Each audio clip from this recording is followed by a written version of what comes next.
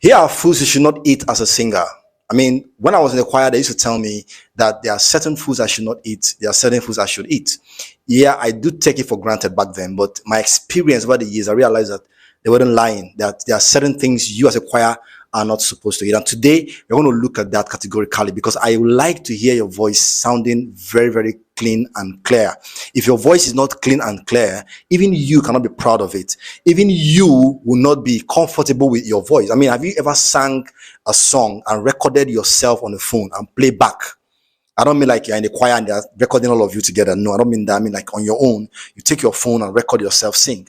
If you realize that there's some crackiness in your voice, some grains in your voice that makes your voice not to sound as clean as it should be. That is why people in the studio try to put some effect to remove all those things. But you can actually sing so well that there are no grains, no sounds, no extra sounds from your voice. And these things are caused by certain foods that we eat.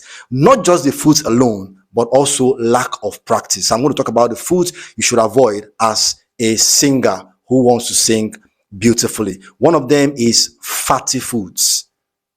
Fatty foods are really bad.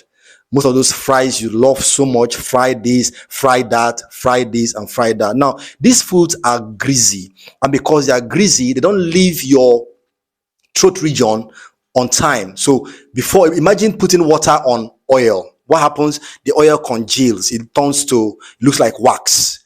That's what happened to oil in your throat. Now remember that this area of your throat is wet, is moist. So when oil passes through it and the oil is not hot, it congeals within that region. So you'll be doing at all times, struggling with your throat and trying to clear your throat. Even when you are talking, you are clearing your throat. Those things stay there. And then also things like cake, things like buns, egg roll, meat pie, the particles, those the crumbs that stay within those places where those things are within your throat. So you are struggling to sing and they are there. Now, these are the things you should avoid eating so you are able to sing better. So avoid greasy food. I can list a lot of them like fried eggs, butter, and most of us we eat butter so much that it becomes a problem for us. You need bread, you want to eat a loaf of bread.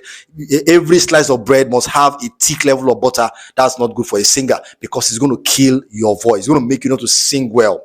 Now it is even better if you take those things and then you take hot water to wash down your throat and then you practice extensively to clear your throat or to clear your airwave. If you cannot do that, then don't eat fatty food. They will not help you in the long run.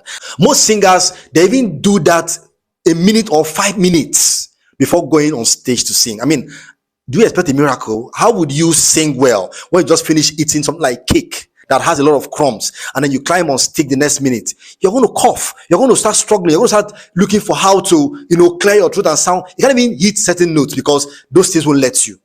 But even if you want to eat cake, do not do it before you go on stage. So now that I've mentioned this, now what should you take that can help you sing better, help you sound more pitchy and clear your airwaves? One of them is spicy foods. Another one is peppery food. You have to eat peppery food. Why? Peppery food clears your airway. It clears your nose. You're able to breathe well. Your throat is open, so you're able to pitch well. So if you eat peppery food or spicy food, it helps you able to what? To pitch, to hit the notes you intend to hit. But if you don't eat those things, it will make you not to hit the right note. You see many singers with a flask on the stage. In that flask is contained pepper soup, the water, the liquid pepper soup. I don't mean the meat or the fish, I mean the liquid. So they will drink it, they will sip it to keep their voice pitchy and high. Or you see them with hot water. You always have hot water in their flask so that they will always drink it and then come back to pitch and all that. So these are the things, that's what you need as a singer to enable you sing properly. So avoid the foods I just mentioned, avoid fatty food. Another food to avoid are food with high acid.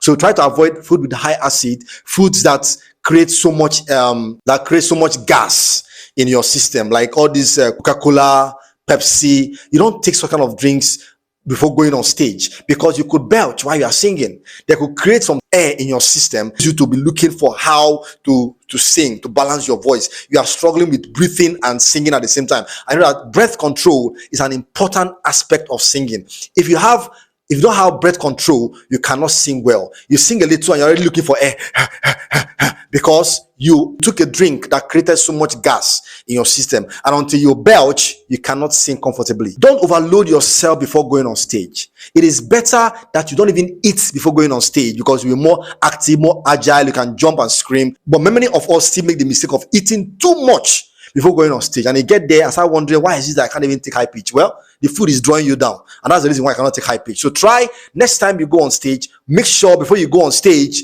you do not eat too much. If you must eat light, very, very light, so that when you go on stage you can be active, agile, and effective. Without that, you're going to have a problem.